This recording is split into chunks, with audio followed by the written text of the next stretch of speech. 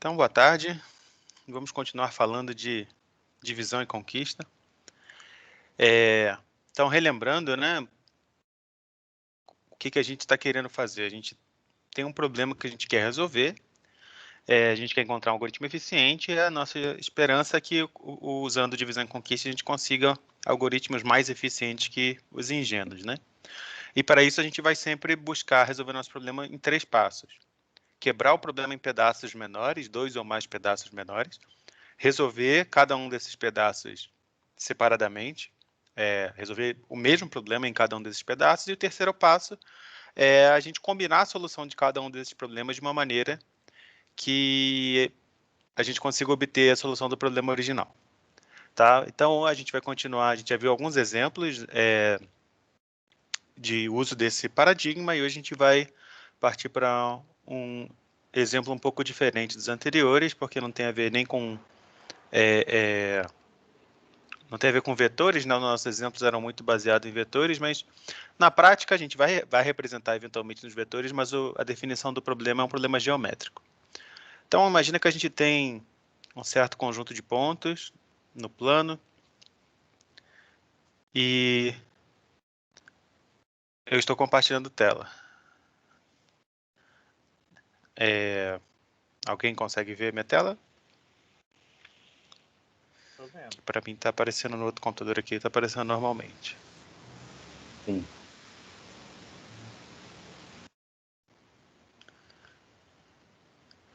Então talvez sair, entrar de novo ou atualizar alguma coisa deve resolver. Bom, então basicamente o problema se resume a dado um conjunto de pontos. Deixa eu só fazer uma coisa aqui que está me incomodando.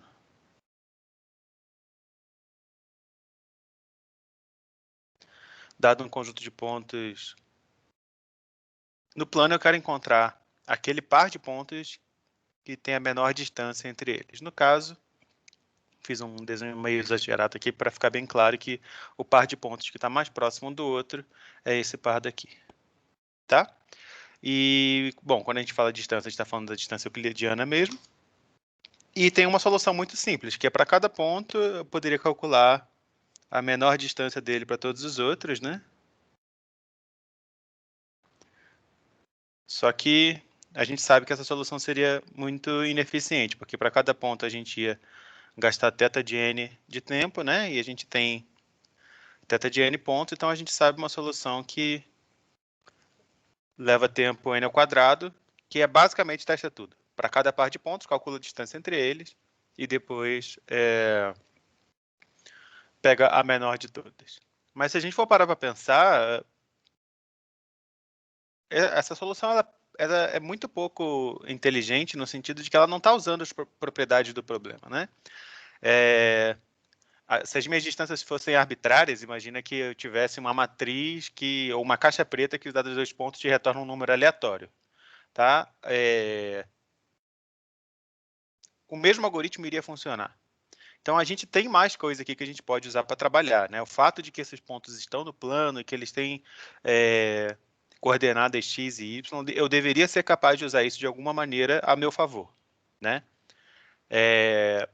A gente tem que ter cuidado para não fazer afirmações falsas do tipo, ordena os pontos por coordenada x e eu sei que o par mais próximo vão ser pontos consecutivos quando a gente ordena por x. Isso é falso, tá? Talvez o meu exemplo nem seja muito bom porque pode levar a gente a pensar isso. Então vamos fazer um outro exemplo. Então imagina que eu tenha, sei lá, esses 3 pontos aqui. Então os pontos o par de pontos mais próximo, eles não são consecutivos quando ordenados por coordenada x. Mas e pela coordenada y? Bom, dá para a gente construir exemplos também que para a coordenada y isso também vai falhar, né? Então, mas de alguma maneira a gente pode ser capaz de usar essa propriedade. Então é isso que a gente vai fazer, vai tentar usar essa propriedade geométrica do problema para ajudar a gente a resolver o problema. E primeiro fazendo algumas observações meio ingênuas e tentando fazer alguma coisa sem sem ser tão esperto, e depois a gente vai, de fato, usar ainda mais estrutura para a gente conseguir um algoritmo mais eficiente. Então, esse é o nosso problema. Alguma pergunta ou comentário até aqui? Não? Tá claro qual que é o problema? Tá claro.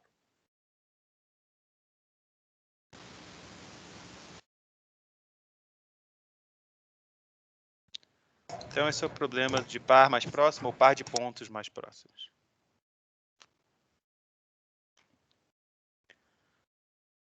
Bom, então vamos lá. Então, vamos pensar um pouquinho nesse problema. Quando eu tenho um conjunto de pontos,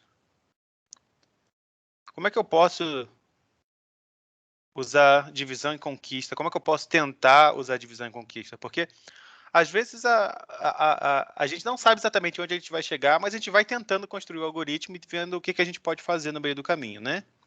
Então, a primeira coisa que eu posso tentar fazer é, bom, eu vou dividir isso de algum jeito, né? E aí eu vou pensar quais são as maneiras que eu posso tentar dividir e, enfim, se eu achar alguma maneira que pareça razoável, natural, que eu ache que vai me ajudar a resolver o problema, eu vou ver o que eu posso fazer, então, se eu dividir daquela maneira.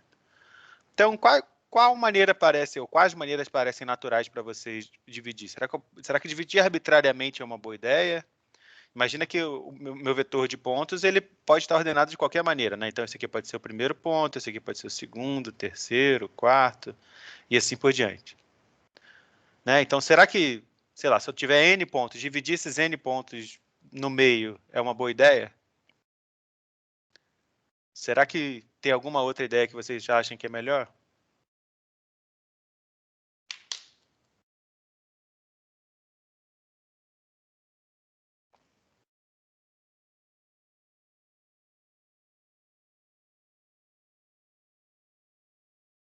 Ninguém acha nada? Talvez tirar um vértice só e analisar as duas partes. Tirar um vértice, analisar as duas partes, uma com um cara só e outra com o resto todo? Isso. Tá, aí a gente pode até tentar pensar dessa maneira, né? Isso seria mais uma ideia de indução, né? De você tentar resolver o problema indutivamente, porque aqui a gente teria, na verdade, um subproblema com n-1 pontos, então, de alguma forma, a gente teria que resolver isso recursivamente. Agora, o problema é que eu ainda preciso, de alguma maneira, eu precisaria levar em conta a distância desse cara para todos os outros, né? E no momento que eu faço isso, eu não vejo uma maneira de fazer isso sem a princípio precisar comparar com todos os outros. Uma coisa que a gente vai sempre buscar quando a gente faz algoritmo de divisão e conquista é dividir os pontos de uma maneira mais ou menos balanceada. Tá? O que eu quero dizer com isso? Cada um dos pedaços ele não vai ter uma quantidade constante de pontos, 1, 5, 10. Ele vai tipicamente ter uma fração dos pontos. Né? Então, por exemplo, os exemplos que a gente viu dividia em dois pedaços com metade dos pontos, mas poderia ser uma outra fração arbitrária, né? 1/5 dos pontos para um lado, 2/5 para o outro e 1/5 para outro, ou poderia ser 1/4, 1/4 e meio, poderia ser 1/3, 1/3, 1/3, mas em geral a gente vai querer fração para a gente chegar numa relação de recorrência com aquela cara típica de divisão e conquista, igual nos exemplos que a gente já viu anteriormente, né? Então, imagina que eu quero dividir na metade. Eu quero botar metade dos pontos para um lado e metade dos pontos para o outro. Bom, a gente poderia tentar dividir arbitrariamente, mas usando propriedade do problema, qual seria uma forma natural da gente dividir? Dividir no eixo X ou no eixo Y. Dividir no eixo X ou no eixo Y, mas levando em consideração a geometria, né? Então, dividir os caras com, por exemplo, menor coordenada x de um lado, os caras com maior coordenada x para o outro. Então, imagina que eu divido aqui. Estou traçando uma reta para dividir e vamos supor que tem metade, mais ou menos metade dos pontos para cada lado. Né? Aqui está um pouquinho desbalanceado porque tem quantidade ímpar, mas tudo bem. Tá, então se eu dividisse assim, quais seriam os próximos passos? Bom, eu poderia, a princípio, resolver recursivamente cada um dos dois lados. né? Então, imagina que o meu algoritmo retornou o par mais próximo do lado esquerdo. Então, é bom que os meus exemplos sempre tenham uns pontos um pouco túbios. Vou mudar um pouquinho só para ficar mais claro qual que é o par mais próximo. Então, imagina que me retornou esse par aqui, tá? E a gente vai falar, a gente vai ficar trocando entre o par propriamente dito e a distância, tá? A gente pode assumir que a gente está retornando tudo, depois a gente retorna só o que a gente realmente precisar para o algoritmo, tanto faz, tá? Se a gente sabe calcular um, a gente sabe calcular o outro. E do lado direito, vamos supor que ele encontrou esse par, tá? Então, eu dividi, conquistei não, né? Resolvi os problemas recursivamente, agora eu tenho que conquistar, ou seja, agora eu tenho que combinar essas soluções de alguma maneira para resolver o meu problema original. Aí a gente tem uma tentação aqui, tem a vontade de fazer o quê? Bom, eu vou pegar esse par da esquerda aqui, eu vou pegar esse par da direita, vou ver qual que é o par mais próximo dentre esses dois e retornar esse cara. E, bom, para esse desenho parece que isso dá a resposta certa, né? Mas a gente é esperto e sabe que isso nem sempre vai ser suficiente. Por que isso nem sempre vai ser suficiente? Os pontos perto da fronteira ali, né? Eu Pode poderia ser ter um dois perto. pontos perto da fronteira, né? Eu poderia ter dois carinhas aqui, um de cada lado, que a distância entre eles é menor do que a distância é a menor distância possível, né? É o par mais próximo de fato, né? Então eu tenho que me preocupar com esse terceiro tipo de ponto aqui.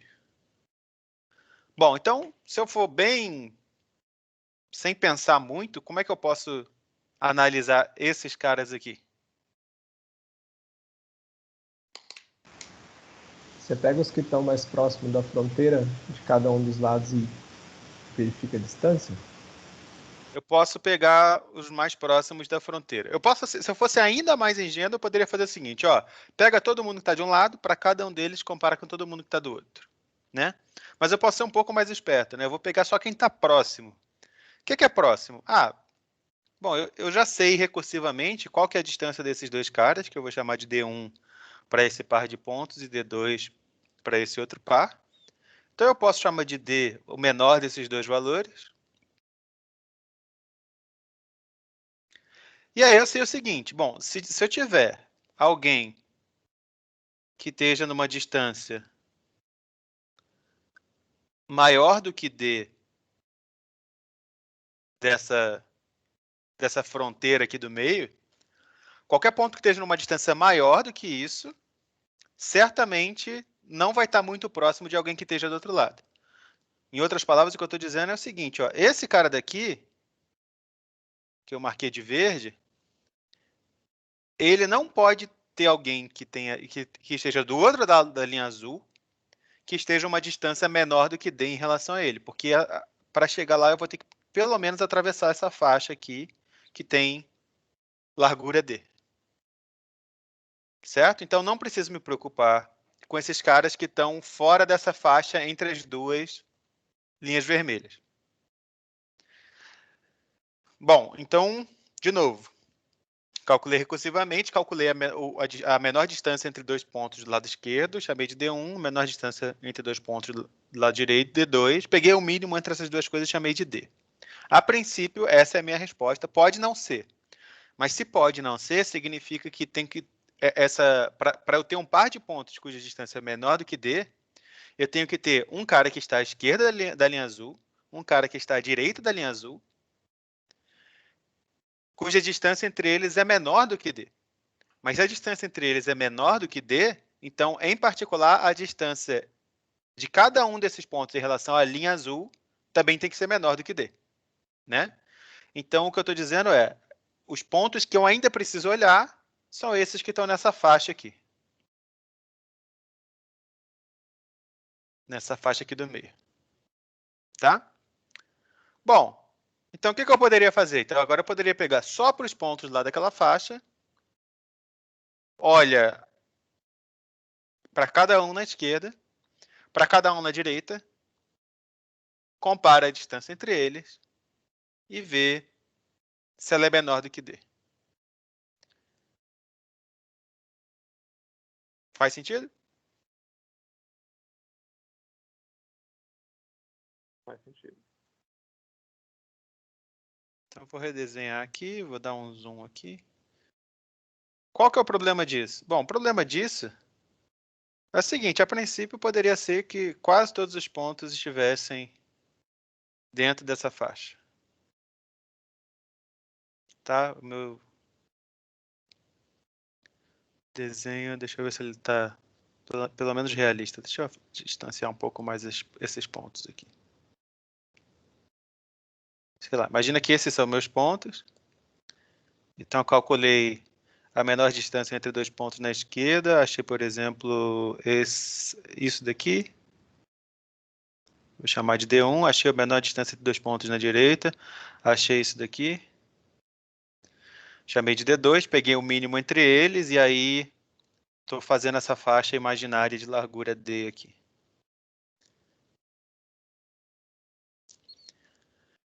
Só que, da maneira que eu desenhei, pode ser que quase todos os pontos estejam ali, ou todos os pontos estejam ali perto dessa faixa, e pode ser que eles sejam bem balanceados. Então, se eu fosse calcular todas as distâncias, eu ia calcular alguma coisa do tipo todo mundo de um lado vezes todo mundo do outro, que me daria uma coisa quadrática ainda. Tá? Então, a gente cai na complexidade que a gente já sabe fazer sem pensar muito. Como eu garanto que essa estratégia, no pior caso, não dá o mesmo que testar todos os pontos de um lado contra os do outro? Essa é realmente a pergunta que a gente tem que fazer e, pelo que a gente viu até agora, não garante. A princípio, eu posso estar com o algoritmo quadrático ainda. Já na primeira chamada, né, lá na chamada principal, quando eu tenho os N pontos, pode ser que meus pontos estejam divididos assim.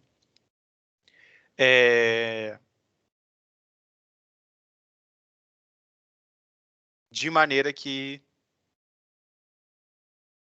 a gente já esteja fazendo uma parte, uma operação quadrática, tá? Bom, mas a gente consegue ser ainda mais esperto pelo seguinte. Eu tive uma certa dificuldade para fazer esse desenho aqui, né, para fazer um exemplo realista. Por quê? Porque se o par de, se eu tenho, se os pontos estão ali, se nessa faixa eu tenho pontos, né, eu tenho algum ponto ali naquela faixa, eu só tenho pelo menos 2 pontos de cada, de um dos dois lados dessa faixa. Por exemplo, esse ponto P1 e esse ponto P2 aqui. Eu sei que a coordenada y deles, bom, poderia ser que eles estivessem mais ou menos na horizontal, mas eu sei que se eu tenho muito ponto, eles não podem ter a coordenada y muito próxima. Eu não poderia ter um outro ponto muito perto aqui, assim. Porque senão eu estou diminuindo o próprio D. Diga. Desculpa interromper, mas é só para entender, porque eu tinha entendido que o problema que a gente estava focando era pontos que a distância entre pontos que um deles estava de um lado da fronteira e o outro estava do outro. Por que nós estamos checando eles dentro da faixa no mesmo lado ainda? A gente não está checando, eu estou fazendo, na verdade, uma afirmação. Eu estou querendo entender como é que esses pontos podem aparecer nessa faixa. Porque a gente tinha um problema original, que era, eu queria calcular a distância entre qualquer par de pontos. Eu já resolvi para um lado, já resolvi para o outro, e agora realmente os pares que me preocupam são os pares que estão um de cada lado. Mas mesmo dentre os pares de pontos que estão um de cada lado, a gente já conseguiu restringir mais. Eu sei que eu só preciso me preocupar com os pontos que estão nessa faixa. Então, a gente restringiu o problema, mas ainda não. A gente viu que ainda assim a gente poderia estar nesse caso aqui quadrático. Então, o que eu quero fazer agora? Eu quero entender melhor qual é a estrutura desses pontos que estão nessa faixa para tentar usar isso para o meu algoritmo. E o que eu quero dizer com a estrutura? Bom, essa faixa não foi escolhida por acaso. Esse D não é um valor arbitrário. Esse D é uma função desses pontos. Então, essa faixa, a maneira como a gente escolheu esse valor de D, ela implica alguma estrutura nessa faixa. É isso que a gente vai ver agora. E a gente vai, bom, primeiro entender qual é essa estrutura e depois usar isso para conseguir fazer um algoritmo mais eficiente. Tá. Tá bom, deixa por eu seguir aí, se eu ainda tiver dúvida no final, eu te pergunto. Tá legal. Então, vamos pensar o seguinte. Quando eu olho para um ponto do lado esquerdo,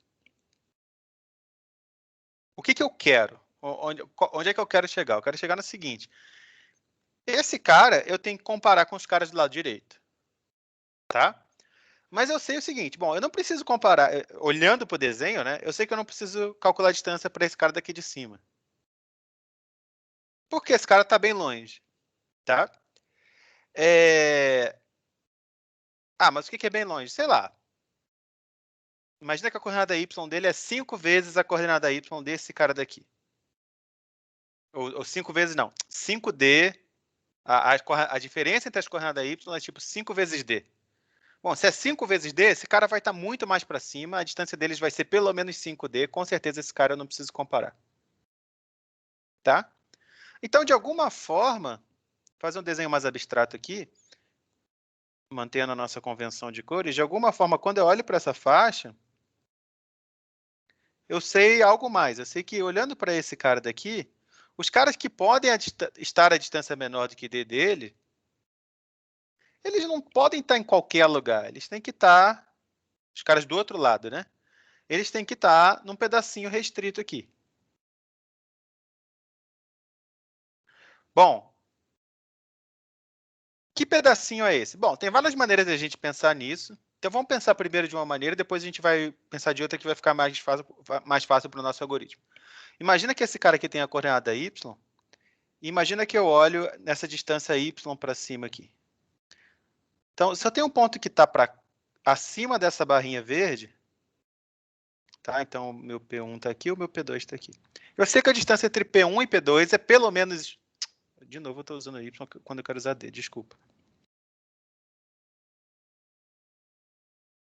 Então, quando eu olho para a coordenada y desses dois caras, a diferença entre as coordenadas y é pelo menos d unidades. Então, a distância entre eles vai ser pelo menos d unidades. Tá? Mesma coisa se eu tivesse um ponto aqui embaixo, né? Se essa distância aqui for d também. Se essa distância for d. Tá? Então, os caras que podem estar próximos a P1 são esses pontos aqui.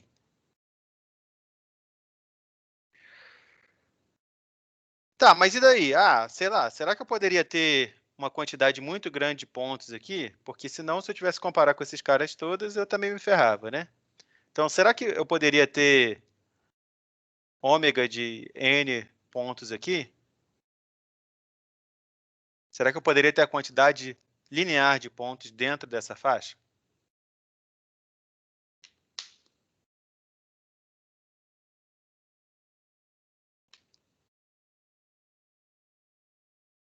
Então, ó, esse retângulo verde aqui,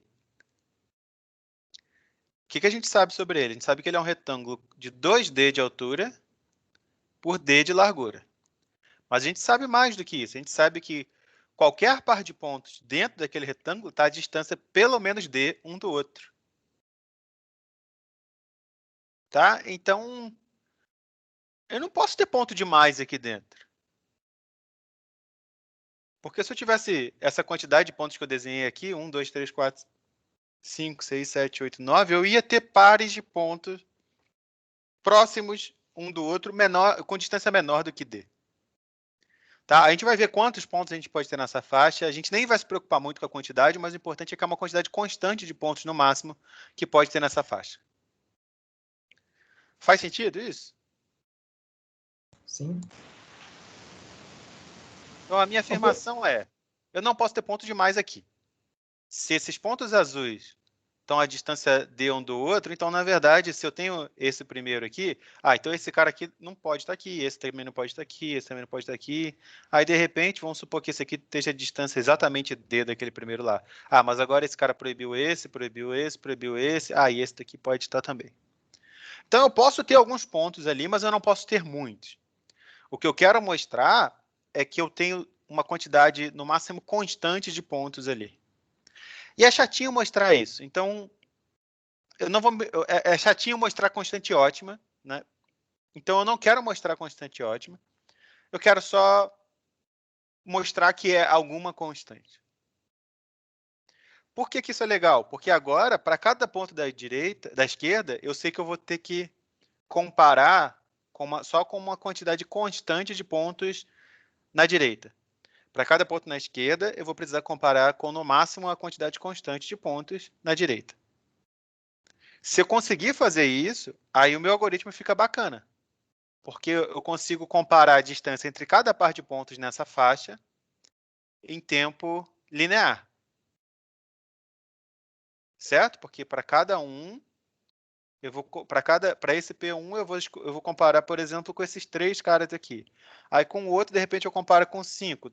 Com o outro, eu comparo com 2. Com um outro, eu comparo com 1. Se existir uma constante C, tal que cada ponto na esquerda tem no máximo C vizinhos na direita, e se eu conseguir achar esses caras de maneira eficiente também para só comparar com quem precisa, então eu ganhei. Porque aí agora eu consigo combinar, eu consigo comparar essas coisas em tempo. Comparar cada par de vértices que eu realmente preciso me preocupar, ou seja, um par de pontos que pode estar a distância menor do que D, eu consigo comparar cada par desses em tempo total linear. Tá? Então vamos especializar o nosso desenho um pouco mais.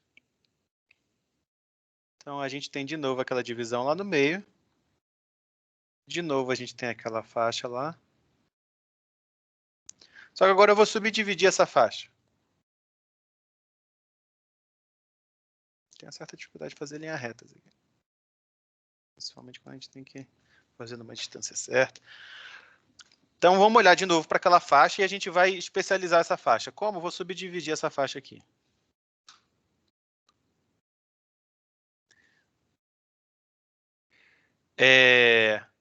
Então aqui a gente sabia que a gente tinha distância D.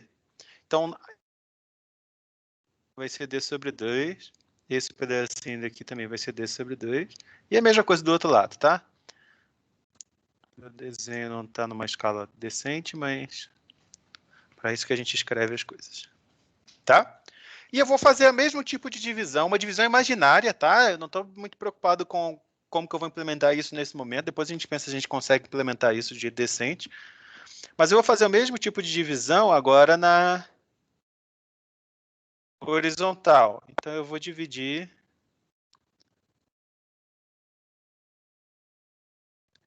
isso daqui em quadradinhos também de altura D sobre 2.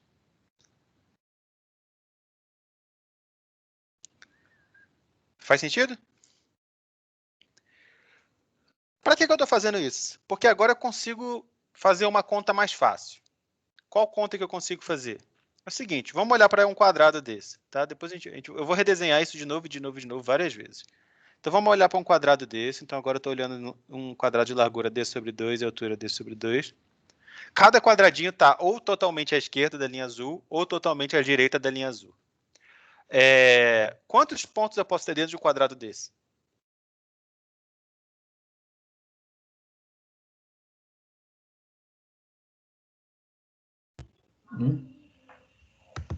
Só um, né?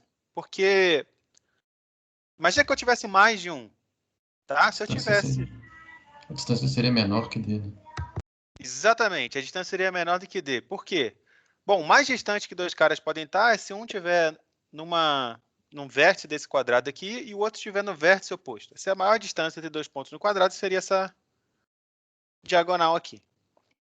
Né? Mas a gente sabe fazer essa conta, se a gente fizer um Pitágoras aqui, a gente vai ver que a distância entre esses caras é D raiz de 2 sobre 2. Tá? Que é menor do que D. Então, se eu tivesse 2 pontos dentro do mesmo quadradinho, esses caras teriam distância menor do que D. Então, eu sei que cada quadradinho desse vai ter no máximo um ponto. Tá? Então, eu sei que o cenário que eu estou trabalhando é uma coisa com essa cara. Assim. Tá? Na verdade, teria até, só para o desenho ficar mais realista, eu poderia ter coisas assim, talvez.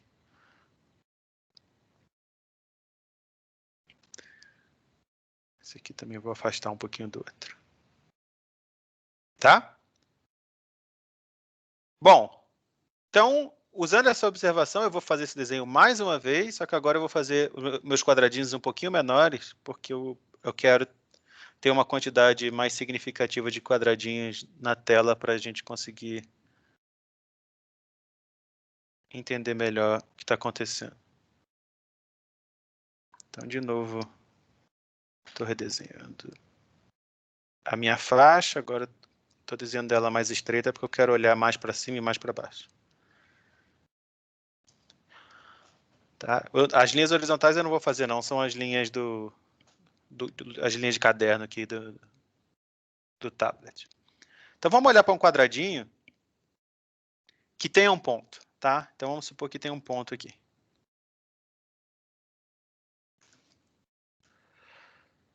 De novo, o que eu estou preocupado é onde ou quais são os caras do lado direito podem ter distância menor do que D em relação a esse cara. Ou, equivalentemente, onde esses pontos que estão do lado direito e têm distância menor do que D podem estar. Tá? Então, bom, se eu sei que isso aqui é D sobre 2, então, um ponto que está nesse quadrado, eu nem vou me preocupar em que parte do quadrado ele está. Ele pode estar bem nessa quina superior direita aqui, ou de repente nesse cantinho inferior direito aqui. Então, ele pode estar em qualquer lugar dentro desse quadrado. Eu só sei que tem um ponto dentro desse quadrado. Bom, o que eu sei? Eu sei o seguinte, se eu pegar um ponto que... se eu tiver um ponto que está aqui, ele pode estar a distância menor do que D. Né? Ele pode estar a distância arbitrariamente perto, porque os dois podem estar bem pertinho daquela linha azul. Aqui, eu sei que está a distância pelo menos D sobre 2, porque eu tenho que pelo menos atravessar esse quadrado inteiro aqui. Isso daqui eu sei que tem largura D sobre 2. Mas pode ser que nem esteja a distância D, mas pode ter um ponto lá. Esse daqui também pode. Né? Ou vamos fazer para baixo primeiro, já que eu desenhei meu ponto no canto inferior direito por último. Aqui certamente pode estar, né? Eu poderia ter um cara bem no cantinho aqui. Aqui também pode estar, né? Se esse cara estiver aqui, então eles estão aqui a uma distância que é um pouquinho maior que D sobre 2 só.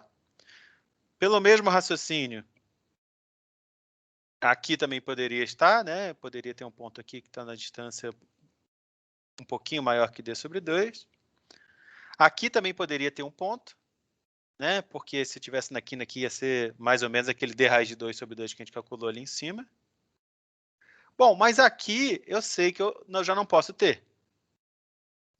Eu posso ter um ponto, mas esse ponto vai estar uma distância maior do que D em relação ao meu ponto importante, que é o P aqui. Tá? Bom, e para cima é a mesma coisa, né? Para cima eu posso ter exatamente o mesmo raciocínio, se eu fizer. Eu vou ver que eu tenho essa faixa aqui de pontos que é onde pode ter algum ponto que está a distância menor do que D do meu ponto P. Então, tem basicamente 10 quadradinhos onde pode ter ponto. E se tiver, tem 10 quadradinhos onde, se existir algum ponto com distância menor do que D, é onde esse ponto vai estar. Tudo bem? Faz sentido essa afirmação? Sim. Ô professor, então quer dizer que a constante que a gente está buscando é 10? Por exemplo, tá? Vai mudar um pouquinho essa constante ainda até a gente chegar na versão final do algoritmo, mas se eu conseguisse achar quais são esses 10 possíveis pontos e comparar só com eles, eu estava feliz. Né? Porque eu estou gastando tempo constante por ponto do lado esquerdo, então eu gasto tempo no máximo linear no número de pontos.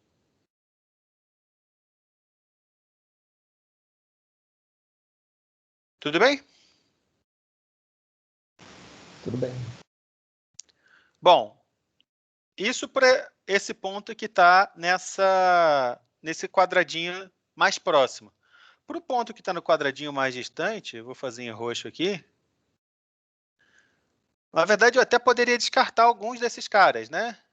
Porque eu sei que aqui, nesse quadradinho mais lá em cima, já vai estar distante demais. Tá? Bom, mas ainda poderia ser que tivesse algum cara daqui. Aqui pode? Pode, né? Poderia ter um cara aqui, poderia ter um cara... Não, aqui também não pode. Confiram aí se eu não estou falando bobagem. Então, se eu pegar no quadradinho que está mais à direita, ele vai estar à distância pelo menos D.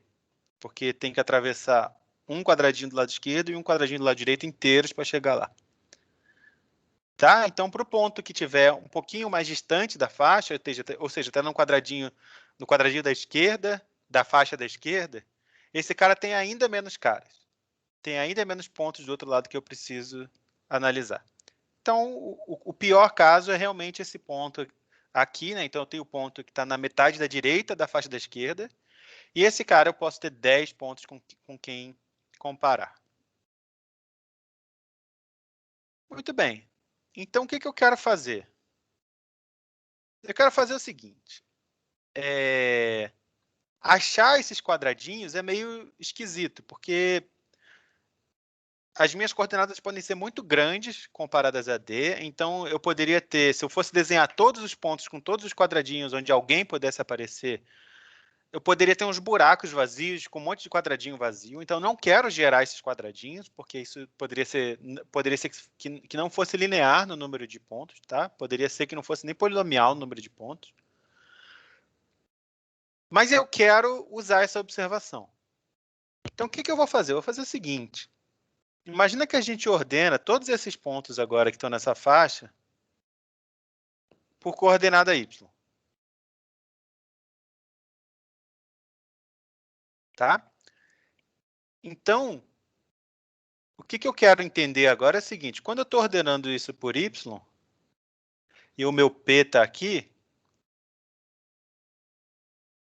os outros pontos todos dos outros pontos do meu problema vão estar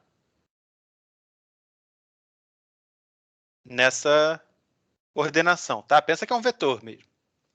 Então, imagina que eu peguei os pontos da faixa, ordenei todos eles por coordenada y.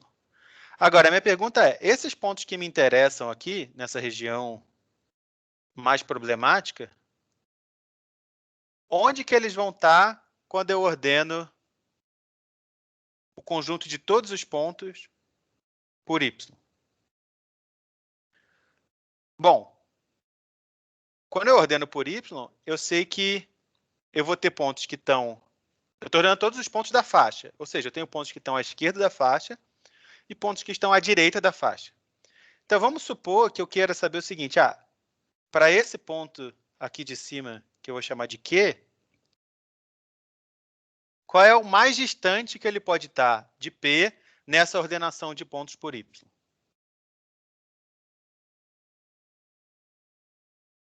Tá clara a minha pergunta? D. Não a coordenada. Eu estou ordenando os pontos. Então, agora é um vetor de pontos. O P está numa posição desse vetor, o Q está em outra, está à direita, porque eu ordenei por y. E a minha pergunta é, olhando para o vetor, quantas posições à frente o Q pode estar? 2. Então, vamos olhar para o desenho de novo, né? Então, o P, quem pode estar à direita? Nesse desenho aqui, quem pode estar à direita do P? Bom, qualquer ponto que esteja no quadradinho que tenha a mesma coordenada y dele, pode estar à direita, né? Então, digamos, esse cara pode ter um cara aqui, pode ter um cara aqui. Todo mundo da linha seguinte, eu posso ter mais 4 caras dessa linha seguinte. Todo mundo da linha seguinte pode estar, mas todo mundo que estiver na próxima já vai estar depois do quê? Então, o que eu quero saber é, o P está aqui, o Q está aqui, e eu quero saber quantos caras podem ter aqui. Então, podem ter 3 caras que estão em quadradinhos com a mesma coordenada y que o meu ponto P, tá? Então, pode ter esse cara 1, esse cara daqui 2, esse aqui 3. Pode ter os 4 caras da linha seguinte, então aqui eu tenho mais 4. E pode ter mais... Então, já tem 7, pode ter mais esse aqui, 8, 9, e 10. Então, o que eu estou afirmando é, aqui entre P e Q tem no máximo 10 pontos.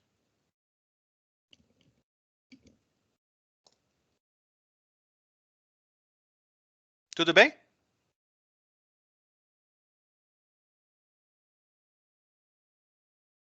Sim. E eu posso fazer o raciocínio por outro lado também, né? Eu posso pensar o seguinte, se eu tiver, imagina que eu tenho o ponto R, que está para cá, que é o cara que ainda está naquela faixa, mas que está mais à esquerda em relação a P. Entre eles, eu vou ter no máximo 10 pontos. O que isso significa? Isso significa o seguinte, se eu olhar para as 11 posições seguintes e 11 posições anteriores do P, qualquer ponto que esteja naquela faixa tem que estar, né, nessa faixa vertical aqui, né, que é a faixa dos pontos que podem estar a distância menor do que D de P. Qualquer ponto lá tem que estar nessas posições do vetor. Tem que estar no máximo 11 posições de diferença do vetor. Certo? Então, o que eu estou dizendo é o seguinte, se eu tiver esse vetor ordenado por y, basta para cada cara compara ele com as 11 posições seguintes e as 11 anteriores, mas a gente vai ver que só olhar para as seguintes é suficiente por simetria, né? E isso resolve o nosso problema. Então, um pseudocódigo do que eu acabei de falar é o seguinte, ordene. Depois a gente vai ser mais formal, tá? Mas a gente pode fazer, ordena os pontos por y, depois...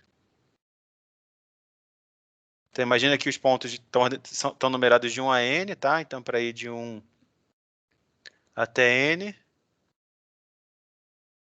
para j de 1 até... Só para ser bem preciso, eu vou colocar... Aqui eu quero escrever 11, tá? Mas, na verdade, não é 11, não. Na verdade, é, sei lá, mínimo entre 11 e n menos i. Tá? Porque por último cara ele não vai ter 11 pontos à direita, tá? Então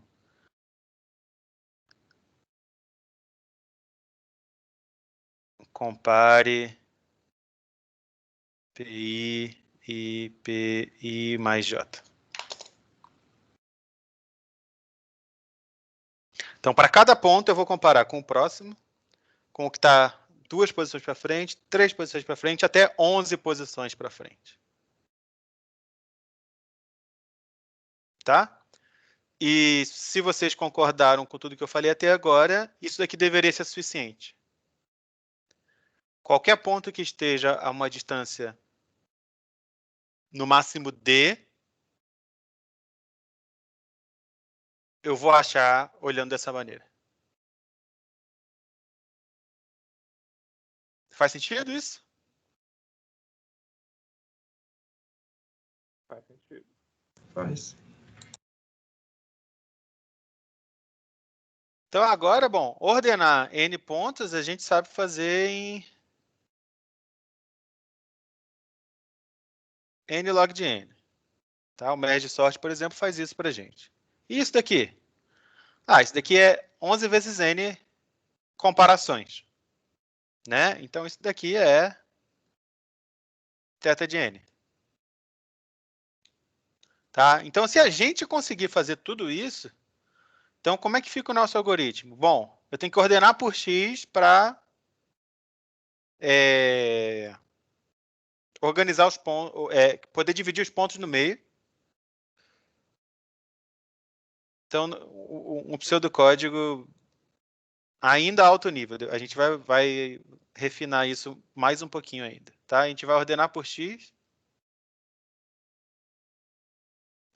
Aí depois a gente vai chamar recursivo... Como é que eu chamei o problema? Par mais próximo? PMP. Então, eu vou resolver o problema para a primeira metade. Vou resolver o problema. Vou chamar de D1 que retornar aqui. Chamar de D2 que retornar aqui.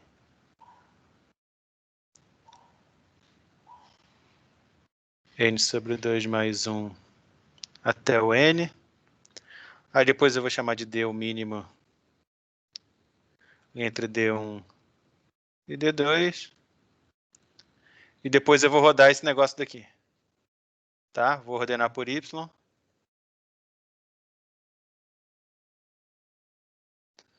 Vou escrever aquilo lá de um jeito resumido, que é para cada par próximo. Então, o que é par próximo? São esses pares que estão à distância até 11 aqui. Então, esses caras são PI e o PJ. Ou, só para não usar a mesma letra de cima, PI e PK. Se a distância entre PI e PK for menor do que D, eu atualizo o meu D, tá? O meu D vai guardar, no final das contas, a menor distância entre dois pontos. Então, D passa a ser a distância entre o ponto PI e o ponto PK, e depois eu vou retornar D.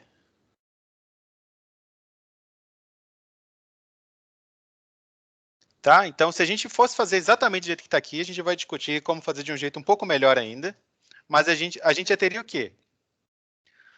Em termos de complexidade.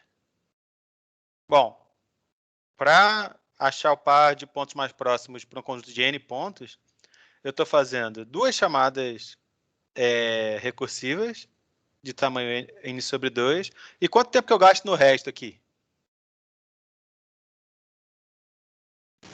N log n? N log n, né? Eu ordeno duas vezes, uma por x e outra por y. Eu faço um mínimo, que é tempo constante, e depois olho para esses pares que estão próximos um do outro, que a gente já viu que é θ de n. Então, isso daqui fica alguma coisa assim.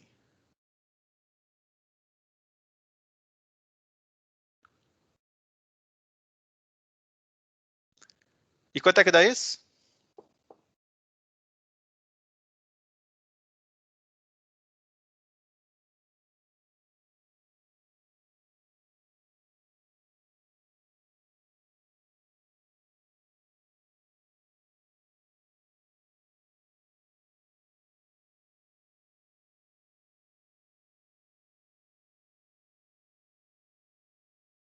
Quanto é que dá isso?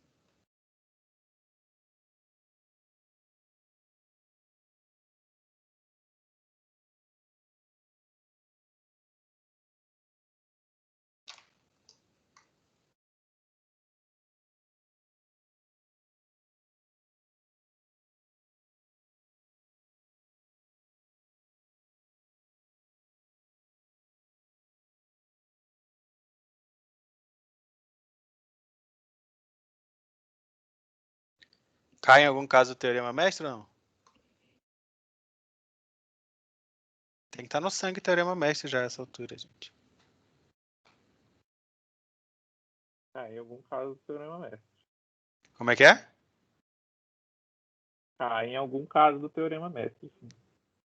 Então vamos lá. Qual o caso? Então, como é que é o teorema mestre? T de n igual a vezes a chamadas de tamanho n sobre b mais alguma função, né?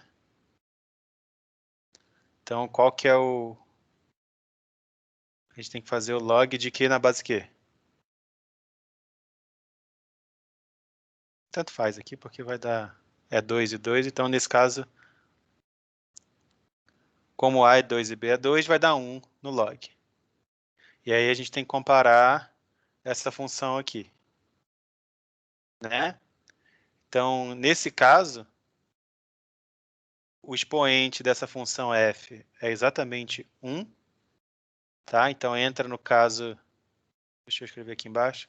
Entra no caso em que o f de n é θ de n elevado a log de A na base B vezes um log de n elevado a alguma constante C. E aí, o que a gente faz nesse caso?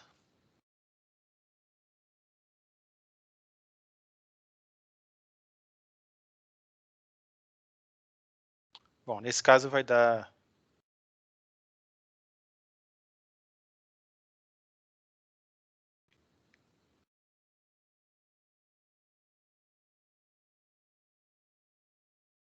log de A na base B, vezes log de N elevado a C mais 1.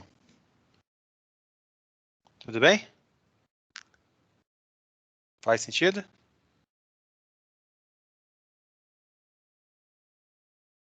Mais ou menos. Não lembro disso aí, não. Talvez vocês tenham visto uma versão aqui. Bom, se não tivesse o log aqui, vocês sabem resolver? Sim. O Coutinho tinha comentado que na fórmula do livro faltava essa constante, mas ele falou que na errata devia ter. Quando algumas versões mais simples são apresentadas só assim, sem o log, aí quando a gente vai resolver a recursão aparece um log, tá? A versão mais geral é essa, quando você tem algum log aqui, aí essa constante pode ser até 0, né? Poderia ser... O log aqui poderia estar elevado a 0, então vai aparecer um log elevado a 1. É o caso que talvez vocês tenham visto. No nosso caso, o C aqui é igual a 1. Então, na solução da recorrência, vai dar um log 2. Tá? Então, quando a gente substitui tudo aqui, a gente vai ter θ de n log ao quadrado de n. Tá? Então, só o log que está ao quadrado, não n. Então, isso aqui já é muito melhor do que o que a gente tinha quadrático, tá?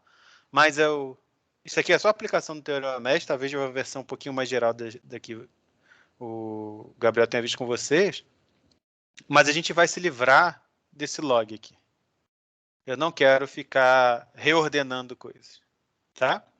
E isso é relativamente fácil. Então, o que eu quero fazer agora? Eu quero fazer o seguinte, eu vou ordenar uma vez o vetor original, lá na primeira chamada, por x, e vou ordenar o mesmo vetor por y. E na hora que eu vou fazendo as chamadas, eu sei o seguinte, bom, eu estou dividindo o vetor ordenado por x ao meio, então eu sei que as metades continuam ordenadas.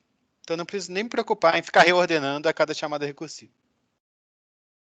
E a ordenação por y? Bom, a ordenação por y, eu sei que os caras que vão para o lado esquerdo e para o lado direito podem não estar contíguos no vetor quando o vetor está ordenado por y.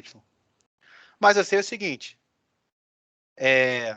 Então, deixa eu fazer um desenho que ajuda a ilustrar. Então, imagina que esse aqui seja o vetor ordenado por y. Tá? Então, tem todos os pontos aqui dentro, do ponto 1 até o ponto n. Quando eu quebrar no meio para dividir esses caras, os caras com a menor coordenada x vão para o lado esquerdo da chamada recursiva, os caras com a maior coordenada x vão para o lado direito da chamada recursiva. Os caras que vão para o lado esquerdo, de repente, eles não estão em posições contíguas aqui, né? De repente, o cara está aqui, aqui, aqui, aqui, aqui. Sei lá, esses caras podem ser os caras de menor coordenada x, né? E aí, quem são os caras de maior coordenada x? Ah, esse cara daqui, esse cara, esse, né? Os demais, tá?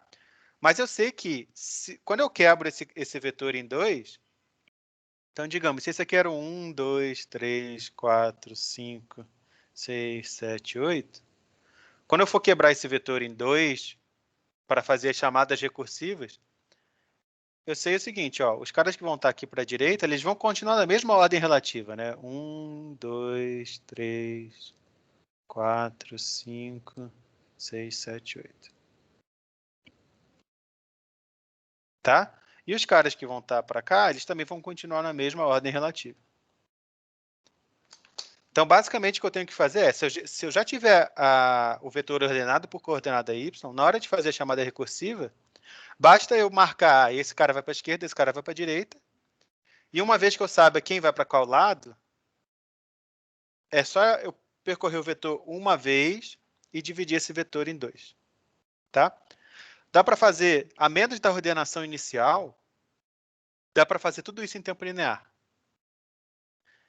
Então, esse ordena por x e ordena por y, eu vou colocar entre aspas aqui, porque a gente vai se livrar dele. O que a gente vai fazer é gastar em tempo linear, pegar um vetor que estava ordenado por x, quebrar em dois vetores ordenados por x. Em tempo linear, pegar o vetor que estava ordenado por y e quebrar em dois vetores ordenados por y. Tá? E aí a gente se livra desse log aqui. Vou usar outra cor aqui para destacar. E ao se livrar desse log aqui, a gente se livra desse 2 aqui no expoente. Tá? A gente só diminuiu uma unidade nesse C daqui do teorema mestre. Tá? E aí a gente consegue resolver isso em tempo n log de n. Mas a gente tem que lembrar que agora a gente ainda está ordenando. Só que a gente está ordenando uma vez só e lá no começo. Então a gente tem que levar em conta também tempo mais n log de n que a gente gasta para ordenar os dois vetores inicialmente. Tá? Mas a complexidade final não vai mudar. Diga. Professor, então você vai ordenar por dois critérios. O primeiro é ordenar por x, e dentro dos valores de x que estão no mesmo y, você vai ordenar pelo y. Não, eu vou ter dois vetores diferentes, onde um está ordenado por x, o outro está ordenado por y, e eu quero alguma coisinha a mais ainda, do tipo, para cada cara, eu sei qual é a posição dele no outro vetor. Entendi. Tá? Então, os detalhezinhos não são triviais de implementar, mas a ideia geral de que dá para fazer em n log n está claro para todo mundo? Sim. Vou fazer rapidamente Eu queria ver um outro exemplo na aula de hoje ainda, se eu gastar muito tempo com isso. Deixa eu ver o que eu quero fazer em relação a isso.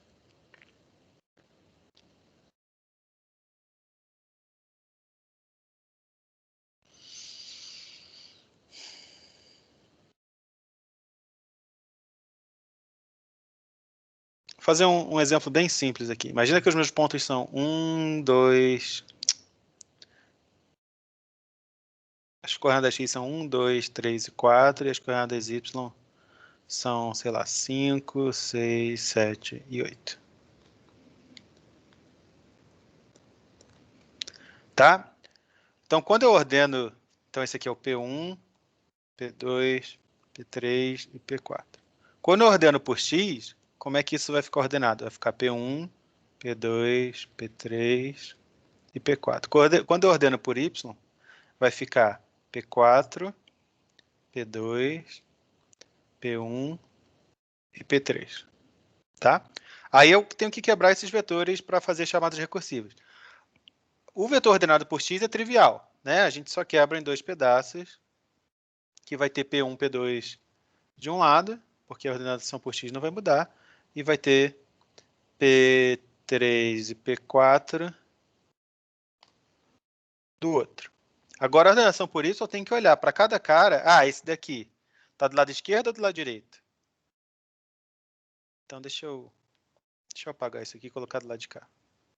P1, P2 e P3, P4. Agora, esse aqui é o que me importa de verdade. Porque é o único não trivial. Então, o que a gente tem que fazer? Ah, esse cara daqui, ele vai para a esquerda ou para a direita? Bom, só pela coordenada dele eu já sei se ele foi para a esquerda ou pela direita, né? Pelo índice dele. P4, então ele estava na segunda metade do vetor. Então, ele tem que ir para a segunda metade. Então, eu coloco na primeira posição da segunda metade. Agora, olha o próximo cara, o P2. Ah, o P2 ficou na primeira metade. Então, eu vou colocar esse cara na primeira posição da primeira metade. E esse cara, o P1? Ah, o P1 também está na primeira metade, então eu vou colocar ele na primeira metade. E o P3? O P3 está na segunda metade, então eu vou colocar na segunda metade. Tá? Então, com uma única passada nesse vetor, que eu vou chamar de VY, esse aqui é o vetor Vx. Com uma única passada nesse vetor VY, eu consigo saber para onde cada cara vai E aí, basicamente, eu só preciso de 2 ponteirinhos aqui, um marcando o início de cada vetor para dizer onde é que vai o próximo cara que chegar ali. Tá? E aí eu consigo particionar. E repara que a primeira metade aqui tem os mesmos caras que a primeira metade aqui. Né? A segunda metade do Vx também tem os mesmos caras da segunda metade do Vy agora. E esses caras aqui continuam ordenados por y. Né? Porque eu mantive a mesma ordem relativa em relação ao que eles estavam no vetor de cima. Tá? É isso.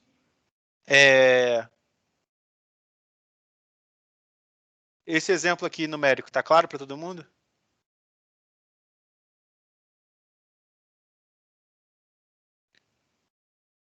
Ficou mais claro.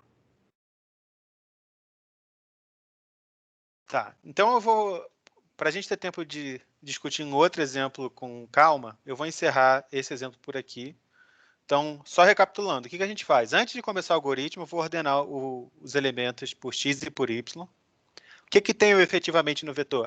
Pode botar uma estrutura ali com todos os campos que você precisar. A coordenada x, a coordenada y, e você pode fazer assim, ordena por x, aí usa esses índices como sendo os índices oficiais, tá? Então, o P1 é o cara que está na primeira posição do vetor ordenado por x. O P2 é o segundo, é o cara que está na segunda posição. E depois você reordena o vetor y, agora pela coordenada y. Mas você guarda qual era o índice dele na posição x, no vetor x. Tá? Que aí isso facilita bastante a vida para fazer essa separação aqui depois. E o importante é que a gente consegue fazer tudo isso em tempo linear. Tá? Então, aí o que a gente faz? A gente faz as duas chamadas, gasta um monte de tempo linear dentro da função e consegue retornar a resposta. Então, a gente consegue o nosso tempo n log de n, como a gente gostaria. Professor, Diga. ali, quando o senhor botou ali, ficou P2, P1, não poderia ficar P1, P2, né? Não, porque o P2 já aparecia antes do P1 nesse vetor aqui. Certo. Porque esse daqui é, digamos, o meu VY linha. É o VY do lado esquerdo. É o VY. Tá. É porque agora esse Vx e Vy, ele entram como parâmetros da minha chamada recursiva também. Tá? Então, eu estou passando esses caras. Ao invés de ordenar na própria função, eu já passo para a chamada recursiva esses caras ordenados. Certo. Obrigado. Assim, se a gente não quiser economizar muito, dá para fazer isso com essa complexidade de várias maneiras diferentes, tá?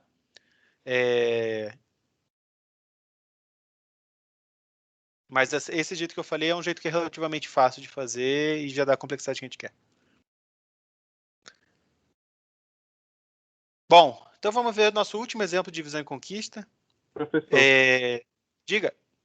você não vai falar do caso base e de como a gente faz a parte que está fora das faixas, não? Boas perguntas. O caso base, o que a gente pode usar como caso base? Só tem um par de pontos? Só tem um par de pontos. Isso aqui a gente tem que ter cuidado, né? Porque nem sempre a gente vai chegar num caso que só tem um par de pontos, né? Imagina que eu tivesse três pontos no meu vetor original. Deixa eu voltar. Deixa eu desenhar lá embaixo mesmo melhor. Ia ser 2. Né? Imagina que eu tenho só 3 pontos, aí na hora de dividir, eu dividi assim.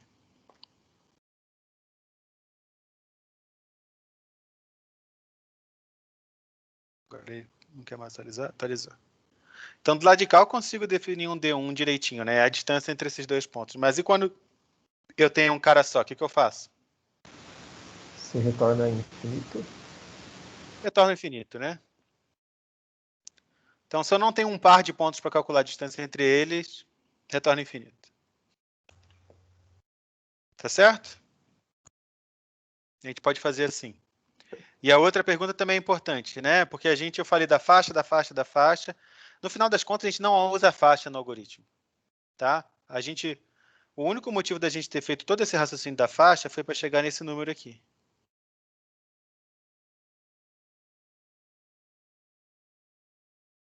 Esse 11, né? Ou, na verdade, essa continha aqui que a gente tem que fazer do lado direito. E o que é isso? Isso aqui a gente derivou daquela observação. Mas, na verdade, eu estou mentindo. Na verdade, a gente tem que calcular essa faixa assim. Então, aqui, bom, aqui está só com a faixa. A gente pode fazer uma coisa do tipo: elimine pontos fora da faixa.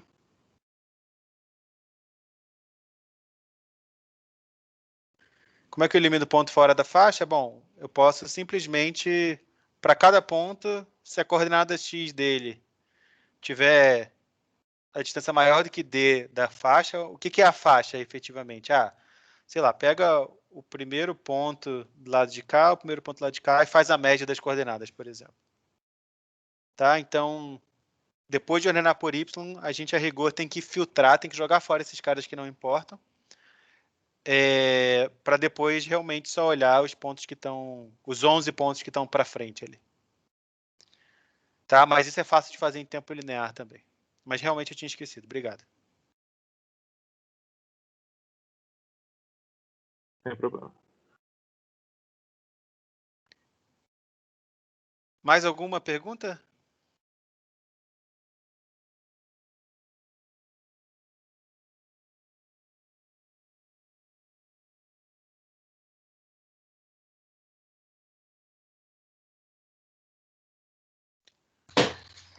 Professor, você poderia, por favor, explicar novamente o caso base desse caso base, por favor?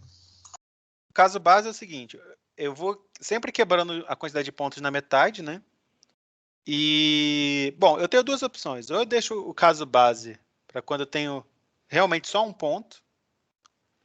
Nesse caso, eu vou retornar uma distância infinita. Por que a distância é infinita? Porque eu não tenho dois pontos para comparar. E eu sei que esse valor que eu vou usar depois, mais para frente,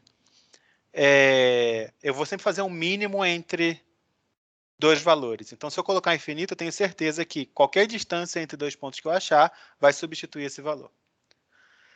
A outra opção eu deixo o caso base ser quando eu tiver um ou dois pontos. Se eu tiver um, eu deixo infinito mesmo, mas se eu tiver dois, bom, é trivial ver qual é a distância mínima entre dois pontos. É só calcular a distância entre os dois e retornar esse valor. Tá? Então, pode ser alguma coisa desse tipo, né? Se o meu n for menor ou igual... Se o meu n for igual a 2, eu retorno a distância entre os dois pontos. E se n for igual a 1, eu só retorno o infinito.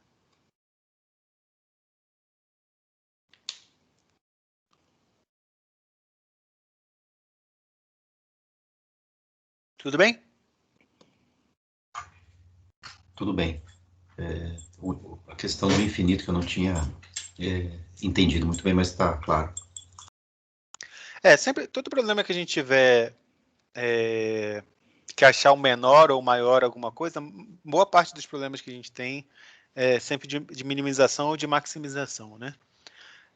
Sempre que você tiver um subproblema onde não tem solução ou a solução está mal definida, é comum a gente colocar infinito se o problema é de maximização, perdão, de minimização, ou menos infinito se o problema é de maximização.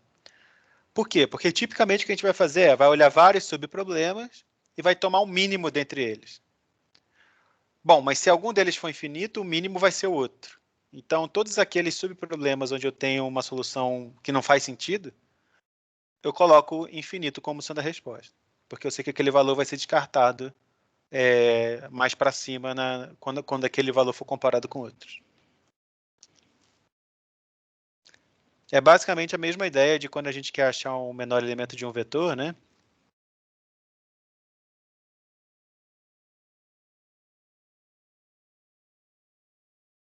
Então, eu quero fazer a minha resposta, eu posso fazer alguma coisa tipo, pega o mínimo entre a melhor resposta que eu já achei até agora e o V na posição I. Né? Bom, mas eu tenho que inicializar essa variável. Como é que eu inicializo? Bom, eu posso inicializar ou com o valor, um valor que eu já sei que está no vetor, que esse vai ser um candidato à resposta, ou eu posso começar com infinito. Tá? É um valor que ele está ali só para não ter um lixo na variável, mas eu sei que na primeira iteração aquele valor vai ser substituído. Porque qualquer coisa que tiver na primeira posição é menor do que infinito. Está fazendo o mesmo papel. Aqui a gente está fazendo, aquele infinito está fazendo o mesmo papel que nesse algoritmo aqui. Legal, vamos seguir?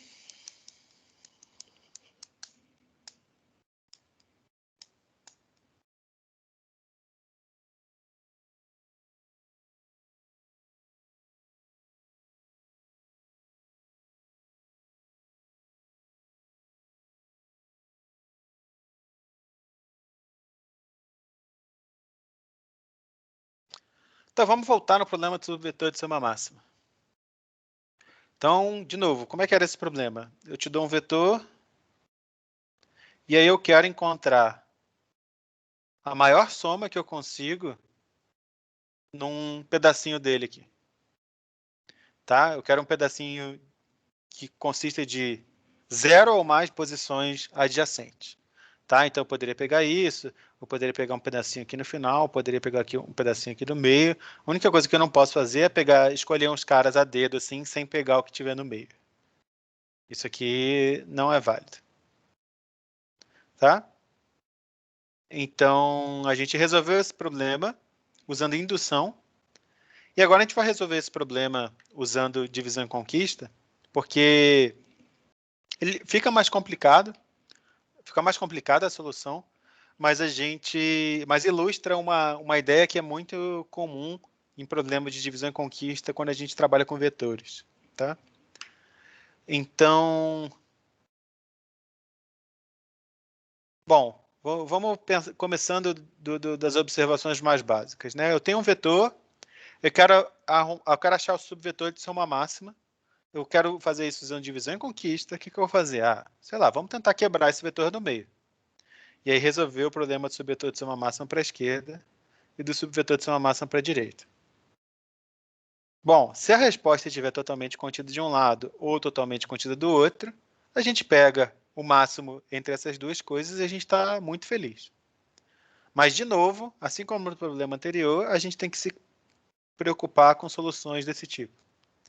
Soluções que é um subvetor que tem um pedaço que está para a esquerda e que tem um pedaço que está para a direita. Então, a gente vai ter que fazer algo mais, além de resolver o problema para cada um dos subproblemas, a gente vai ter que fazer algo mais para lidar com esses caras aqui que pegam um pedaço dos dois. Tá? Bom, mas fazendo um raciocínio parecido com o que a gente acabou de fazer antes, né? Então, imagina que eu tenho a melhor solução para a esquerda, eu tenho a melhor solução para a direita.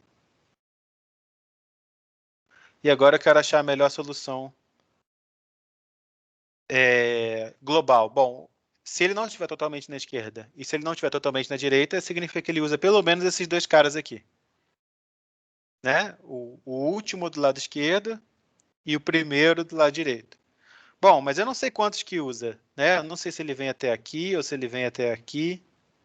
Do lado direito é a mesma coisa. Também não sei se ele para aqui ou se ele vai mais para frente.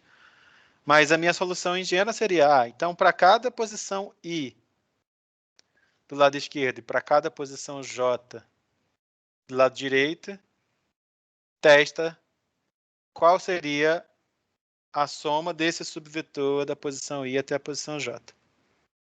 Mas aí, de novo, igual antes, a gente se ferra, né? Porque agora eu tenho N sobre duas opções de valores para I, vezes N sobre duas opções de valores para J, e isso aqui é quadrático. Então, eu não quero gastar tempo quadrático para resolver esse problema do meio. Então, eu quero ser mais esperto do que isso.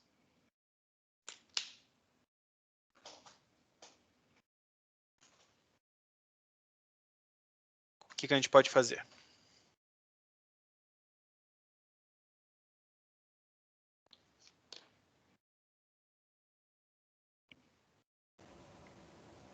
Bom, se o algoritmo resolver um subproblema e retornar os cursores para o início do intervalo e para o final do intervalo, você só precisa testar se o final do primeiro intervalo é igual ao começo do segundo intervalo, que é igual ao ponto médio. Tá, você está me dizendo que se a melhor solução da esquerda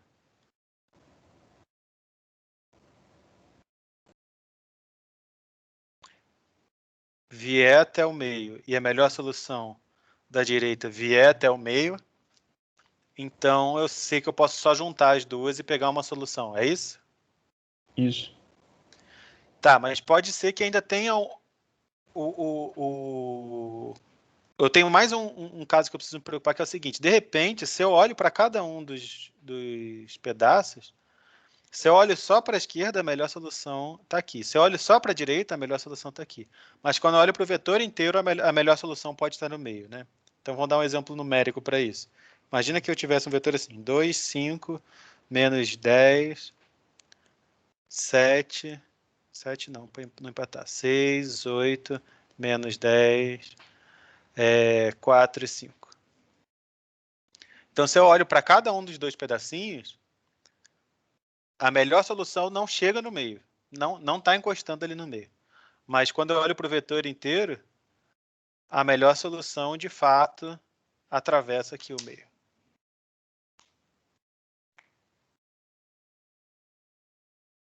Então, pode ser que quando eu olho a solução, o ótimo global, se eu só cortar ele ao meio, ele não é o ótimo do lado esquerdo, nem é o ótimo do lado direito.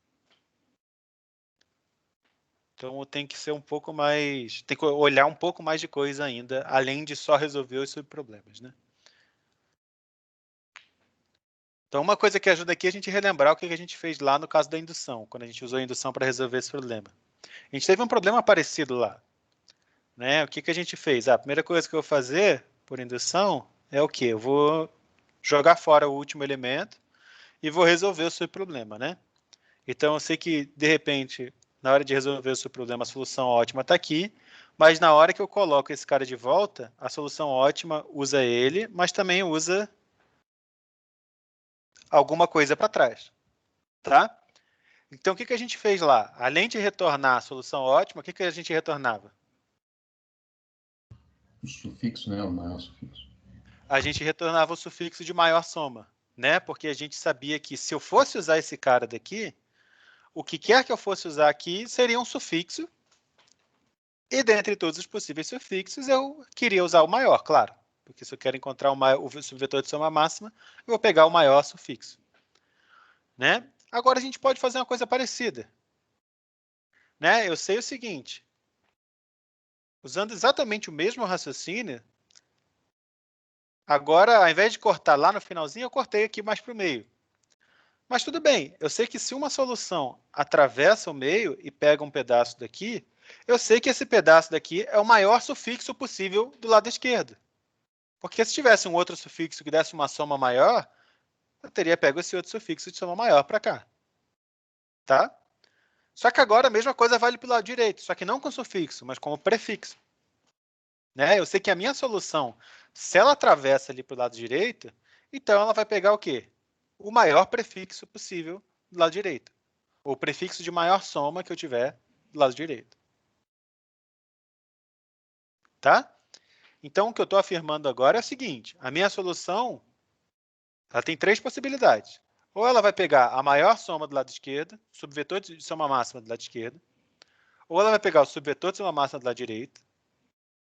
Ou ela vai combinar um lado esquerdo com o lado direito. Mas se ela combinar, eu sei que é o seguinte, ele vai pegar o sufixo de soma máxima do lado esquerdo com o prefixo de soma máxima do lado direito.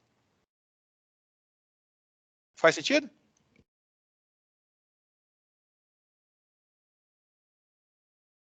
Faz sentido. Professor, Sim. então quer dizer que daí eu sempre vou ter que calcular o sufixo do lado esquerdo e também o prefixo do lado direito. Certo. E eles vão ter que ser combinados para ver depois para verificar se não é a soma ali máxima, né? Isso, exatamente. Certo. E, na verdade, a gente vai fazer uma coisa ainda mais geral. A gente vai calcular o sufixo e prefixo para todo mundo. Tá? Porque essa aqui é a primeira chamada, né? Mas depois, quando eu fizer essa chamada, uma chamada recursiva aqui, agora, para esse cara daqui, eu vou precisar do sufixo dele para comparar com esse daqui, mas mais lá para frente eu vou precisar de um prefixo dele para comparar com esse daqui. Né? Então, o que eu vou fazer? Eu vou calcular prefixo e sufixo e subvetor de soma máxima para todo mundo. E vou calcular mais uma coisa ainda para todo mundo também, e a gente vai ver por que essa outra coisa é necessária. Tá? A outra coisa é a soma do subvetor inteiro. Tá? Então, vamos discutir isso. Então, a gente já sabe como calcular o subvetor de soma máxima, né? É o sufixo, subvetor de soma máxima da esquerda, ou subvetor de soma máxima da direita, ou sufixo de soma máxima da esquerda mais sufixo de soma máxima da direita. É o máximo desses três valores. Como é que eu calculo agora o sufixo de soma máxima? Então, imagina que para cada um dos dois subvetores eu já calculei essas coisas todas. Agora eu quero calcular o sufixo de soma máxima desse vetor inteiro aqui. Já fiz as chamadas recursivas, já calculei tudo que eu tinha que calcular nas chamadas recursivas. Para cada um dos dois lados eu já sei sufixo de soma máxima, prefixo de soma máxima, subvetor de soma máxima, sei tudo. Mas o que eu quero calcular agora é isso daqui, sufixo de soma máxima.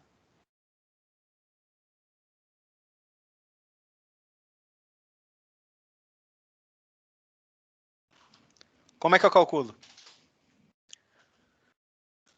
A melhor coisa que a gente pode fazer é sempre quebrar em casos.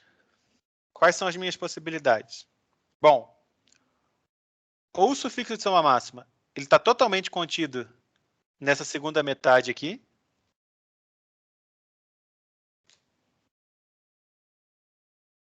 ou ele não está totalmente contido na segunda metade, ou seja, ele chega e atravessa um pouquinho para cá. Pelo menos um elemento do lado de lá.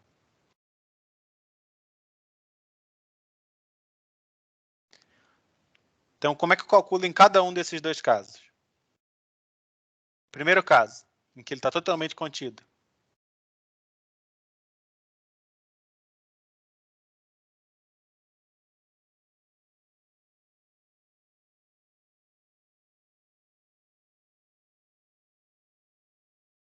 Então, nesse caso aqui.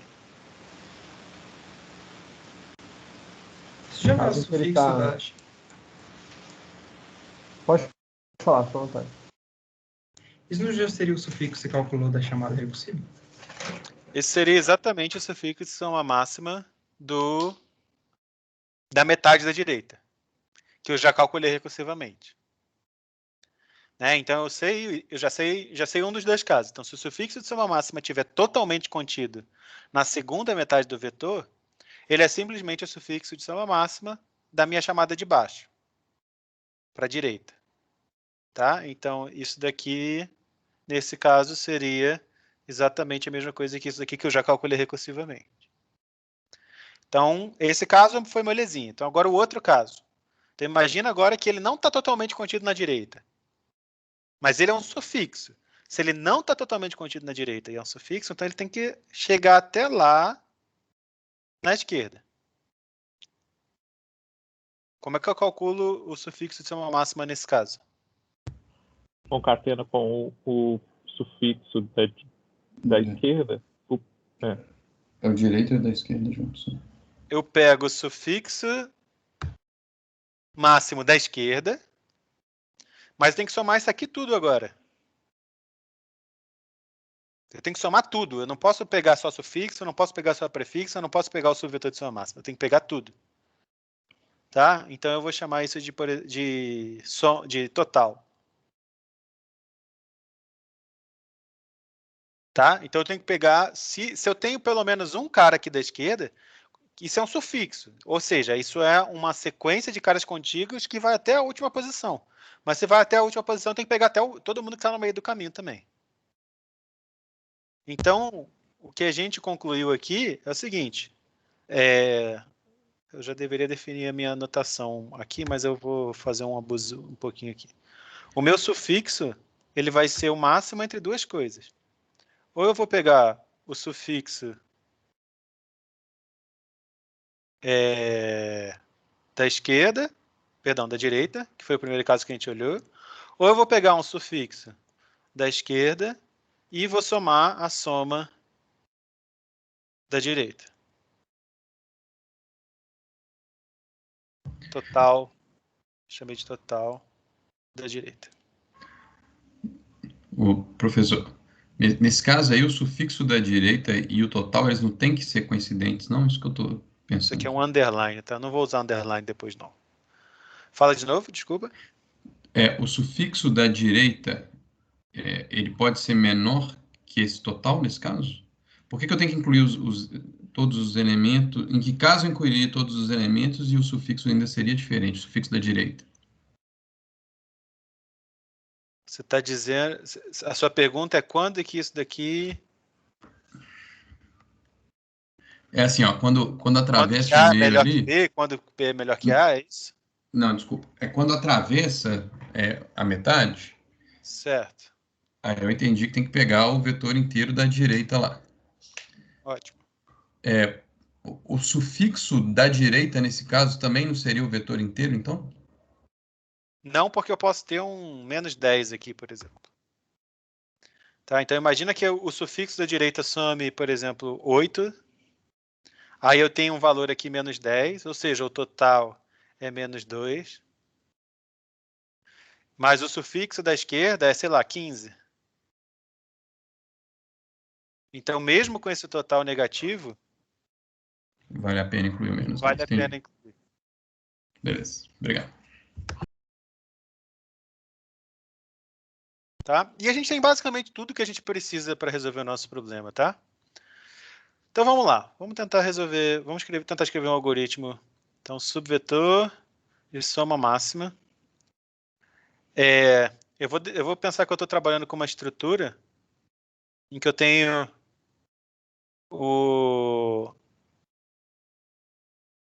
eu tenho 4 campos, tá? Eu tenho o subvetor de soma máxima, eu tenho o prefixo, eu tenho o sufixo e eu tenho o total. Então, para cada chamada, eu vou calcular esses 4 valores. Alguém vai perguntar alguma coisa? Acho que não. Então, como é que vai ser a nossa chamada? Bom, então eu tenho o início do vetor, eu tenho o final do vetor e eu tenho o vetor propriamente dito.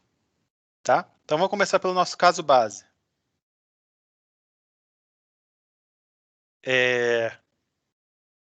Nesse caso, a gente pode pensar o caso base como tendo um elemento só. Então, vamos lá. Se o início for igual ao fim, então eu só tenho um elemento. E aí eu tenho que calcular agora cada um desses campos. Tá? Então eu tenho que calcular o resp.ssm, o resp.pref, o resp.suf e o resp.total. Tá? Eu vou começar pelo total, que é o mais fácil. Total guarda sempre a soma de todos os elementos que estão naquele pedaço. Mas esse pedaço só tem um elemento. Então, isso aqui vai ser simplesmente o início. Tá? Bom, o prefixo e o sufixo, quando a gente fez por indução, a gente permitia prefixo e sufixo vazio. Tá? Nesse caso, a gente não precisa considerar prefixo e sufixo vazio. Por quê? Porque lembra como que a gente está usando, né? Eu estou sempre olhando qual é a melhor solução totalmente na esquerda, qual é a solução totalmente na direita.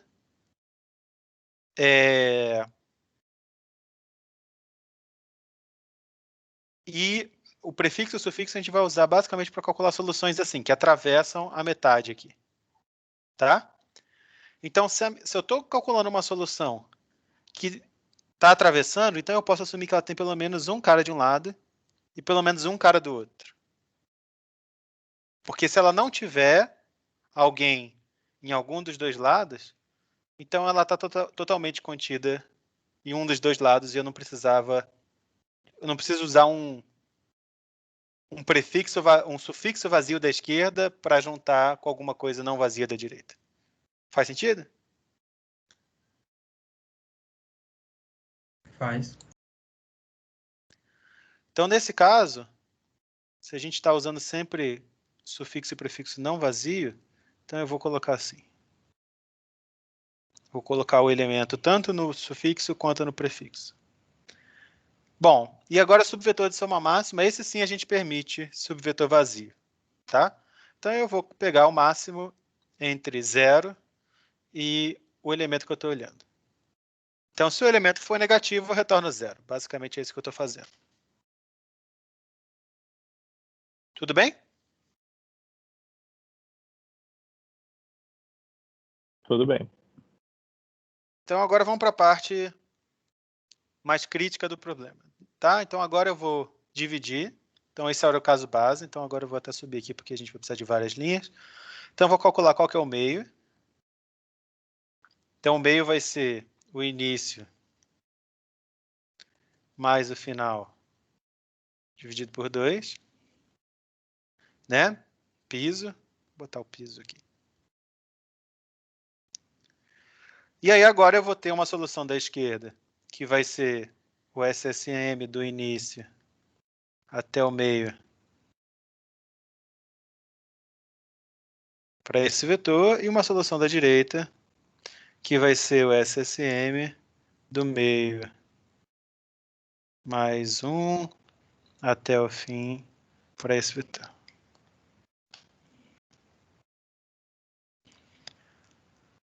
Legal, mas agora eu preciso calcular a minha resposta, os 4 campos, né? Eu preciso... Vou até copiar lá de cima, vai.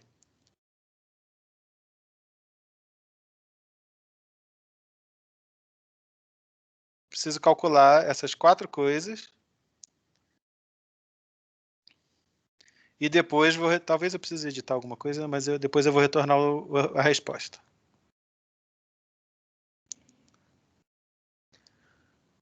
Então vamos lá. Subvetor de soma máxima. Qual que é o subvetor de soma máxima? Vai ser o máximo entre 3 coisas, a gente discutiu, né? Ou ele está totalmente na esquerda, então ele vai ser o ESC.SSM.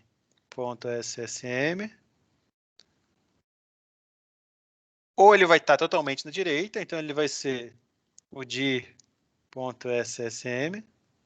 Ou pode ser que ele use caras dos dois lados, né? Então eu vou pegar o sufixo da esquerda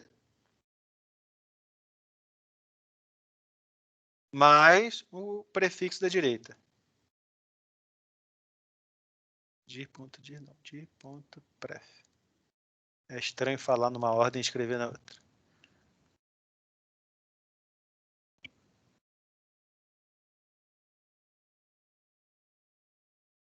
Beleza? Bom, e o maior prefixo? Então vamos fazer um desenhozinho para cada um aqui. Então, para o SSM, a gente tinha 3 possibilidades.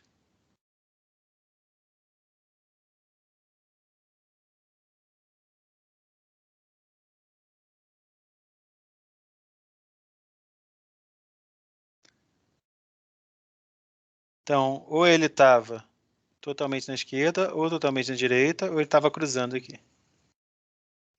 Agora, para o sufixo, então, a gente tem só 2 possibilidades. Ou ele está totalmente na esquerda, ou ele chega a pegar alguém... Ou ele está totalmente na direita, perdão, ou ele chega a pegar alguém da esquerda. Então, eu vou pegar o máximo entre essas 2 coisas. Então, ou eu vou pegar simplesmente prefixo. Eu falei sufixo, então eu vou escrever o sufixo primeiro. Então, ou ele está totalmente na direita, então eu vou pegar o maior sufixo da direita, ou ele chega a pegar alguém da esquerda. Mas se ele pegar alguém da esquerda, eu vou pegar um sufixo da esquerda.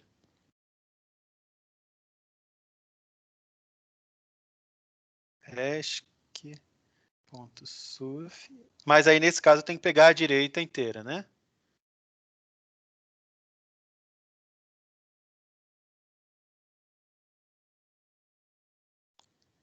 Tudo bem?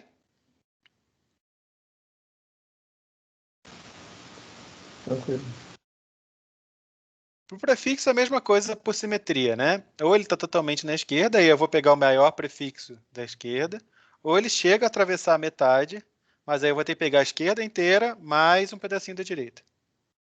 Então, vai ser o máximo entre o esc.pref e a outra opção é eu pego o dir.pref mais o esc.total.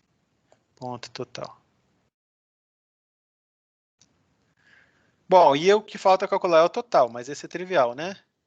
Para eu calcular a soma total, eu pego o total da esquerda, o total da direita e somo os dois caras. Né? Não preciso nem fazer máximo nem nada. Então, é esc.total mais dir.total.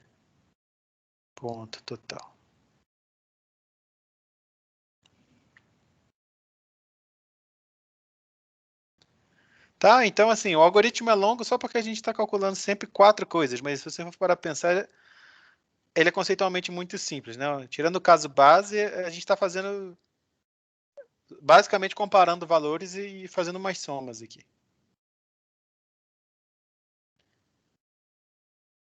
Então, como é que foi a complexidade desse algoritmo? Bom, a gente basicamente está fazendo, para achar o subvetor de soma máxima de um vetor de n elementos, a gente está fazendo duas chamadas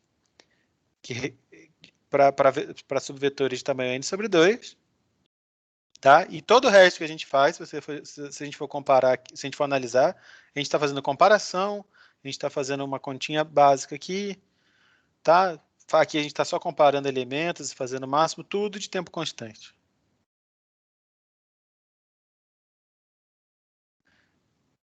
E aí, nesse caso, dá quanto?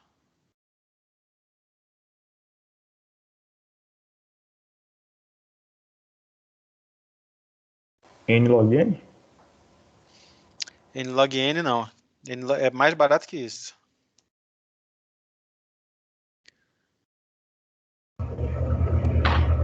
Log N. Mais caro do que isso. É N. N.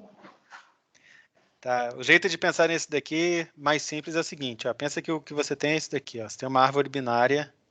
Cada cara está fazendo duas chamadas.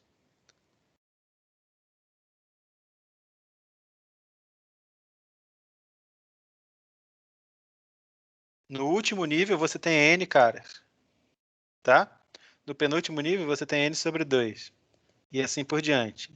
E até que você tem 1. Quando você soma tudo isso, isso aqui vai dar basicamente 2N. Tá? Se for potência de 2, dá exatamente 2N sobre 2N menos 1. Tá? Então, a gente tem um algoritmo linear igual antes. Tá? A gente também já tinha um algoritmo linear por indução, mas agora usando divisão e conquista. Então, assim, é um pouco mais complicado, tá? Mas as ideias são basicamente as mesmas ideias que a gente usava lá na indução, só que lá a gente calculava só sufixo e esse SSM, agora a gente está calculando mais duas coisas auxiliares, tá? Uma é basicamente a mesma coisa que o sufixo, só que olhando para outra ponta, e o total é trivial também. Mas esse exemplo aqui ilustra um tipo de raciocínio que aparece muito em problemas envolvendo vetores, tá? Então, por isso que eu gosto de ver esse exemplo, mesmo sendo de um problema que a gente já abordou antes. Alguma pergunta aqui no algoritmo, não? Professor, o prefixo e o sufixo ele carrega valores do vetor e não as posições, correto? Isso, valores do vetor e não posições. A maior parte desses problemas a gente está sempre calculando o valor, tá? Mas é fácil a gente alterar o algoritmo para guardar o que a gente está calculando, né? Então, por exemplo, sempre que eu faço um máximo aqui, eu estou pegando uma dentre duas posições, dentre duas opções, perdão. eu poderia, além desses 4 valores, ter mais 4 variáveis que guardam... pior que seriam 4. Que guardam quais são os índices que fazem essas coisas, né? Então, para o SSM, eu preciso guardar o início e o fim, né? Sei lá, vou chamar de, sei lá, A e B. Eu poderia guardar também um par AB que me diz que o intervalo que está realizando essa soma vai da posição A até a posição B. Aí eu tenho que ver, se eu peguei só da esquerda, é só copiar o AB da esquerda. Se eu peguei só da direita, é só pegar o AB da direita. Se eu pegar um sufixo mais um prefixo, eu tenho que pegar o início do sufixo até o final do prefixo, tá? Então, eu também vou precisar de uma variável C para guardar todo prefixo. Eu sei que ele vai até...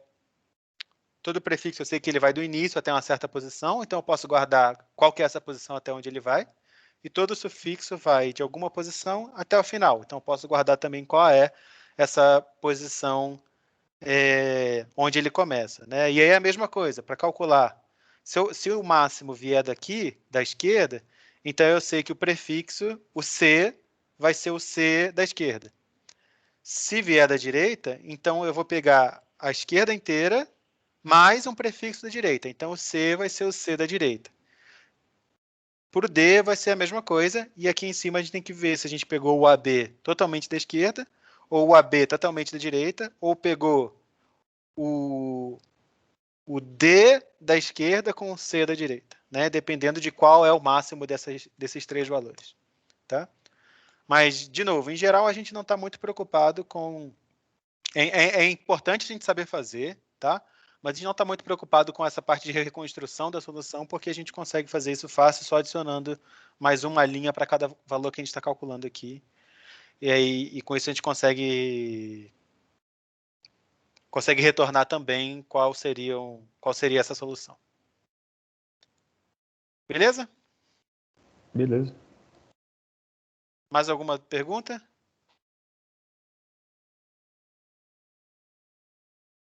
Se não, a gente encerra por aqui e na próxima aula a gente continua falando... continua não, a gente começa a falar sobre algoritmos gulosos. A gente vai falar rapidamente, tá? A gente vai falar vai ser só uma aula sobre algoritmos gulosos, até porque vocês já viram alguns algoritmos gulosos antes nesse curso. Então a gente vai mencionar esses algoritmos rapidamente, ver quais são os ingredientes gerais que compõem esse paradigma e ver um exemplo bem detalhado sobre isso. Até lá.